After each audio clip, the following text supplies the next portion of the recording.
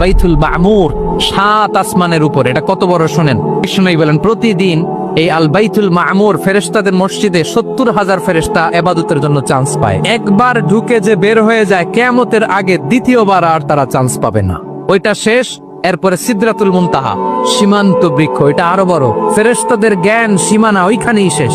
এর উপরে কি হয় ফেরেশতারা আর জানে না। সিদরাতুল মুনতাহার এরিয়া শেষ, এরপরে শুরু হয় আল্লাহুল মাহফুজ, কোরআনের বাড়ি। এটা মিন দুররাতিন বাইদা, সাদা ঝকঝকে ডায়মন্ড দিয়ে আল্লাহ বানাইছে। আমাদের সবার তাকদীর ভাগ্যলিপি ওইখানে লেখা। ওইটা শেষ, এরপরে শুরু হয় লা জামান লা মাকান এরিয়া। ওইখানে কোনো জামান নাই, মাকান নাই, no time no space area শুরু। ওইখানে কুরসি, যেখানে আল্লাহ পা রাখেন বা কুদরতি পা রাখেন।